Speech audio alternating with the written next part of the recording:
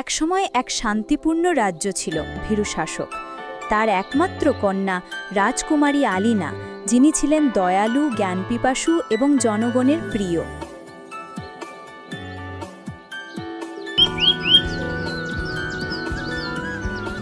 নূরপুর রাজ্যের সকাল সবসময় যেন এক শান্ত স্বপ্নের মতো। রাজপ্রাসাদের বাগান ভরে থাকে হাজার রঙের ফুলে, আর সেই ফুলের মাঝে দেখা মেলে এক স্বপ্নময় রাজকুমারীর, রাজকুমারী আলিনা।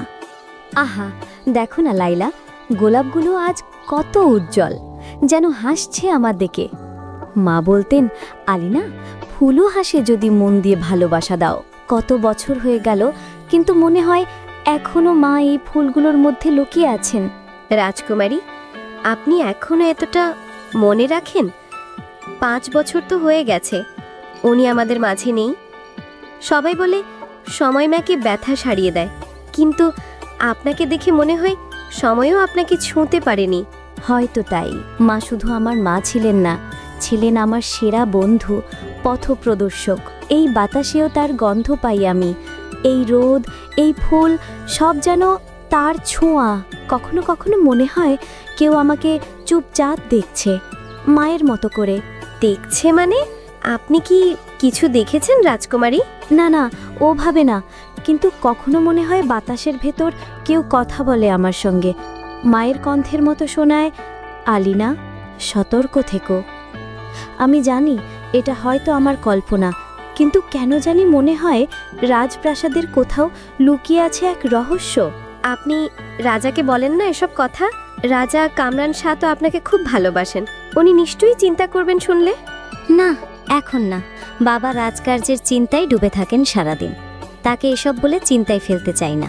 তবে লায়লা, আমি শপথ করছি, যতদিন আমি আছি এই রাজ্যে কোনো অন্ধকার ছুঁতে পারবে না।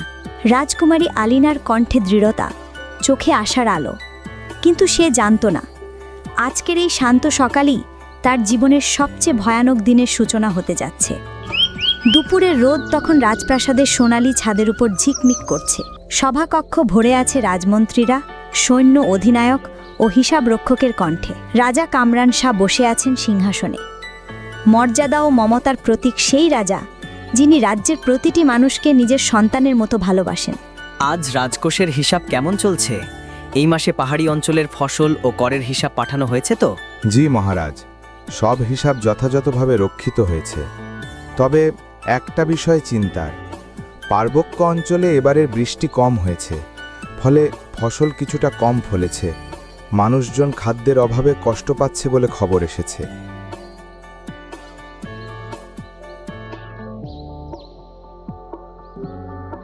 আব্বা, যদি আপনি অনুমতি দেন, আমি নিজেই ওদের জন্য খাবার, কাপড় আর ওষুধ পাঠাতে চাই।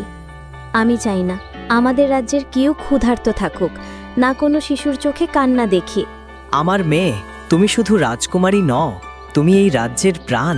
তোমার মমতায় আমি আমার প্রয়াত রানীর ছায়া দেখি। ঠিক আছে, কাল সকালেই সৈন্য ও প্রহরী দল তোমার সঙ্গে যাবে। নিজের নিরাপত্তার কথাও ভুলে যেও না, আলিনা।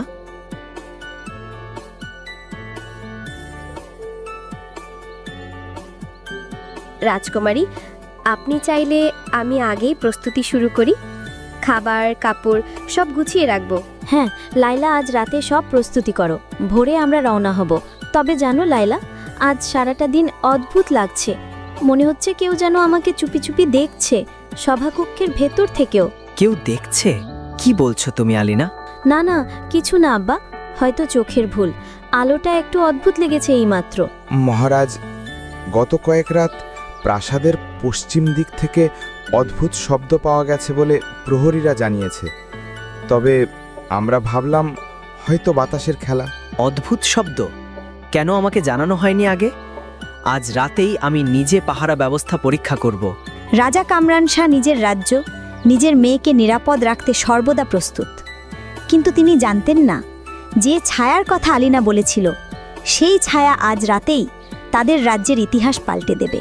আব্বা, আপনি কি ওই শব্দটা শুনলেন? বিকেলের আলো তখন ম্লান হয়ে এসেছে। প্রাসাদের পশ্চিম দিকের পুরনো অংশটা বহু বছর ধরে বন্ধ, কেউ ওদিকে যায় না, কেউ সাহসও করে না।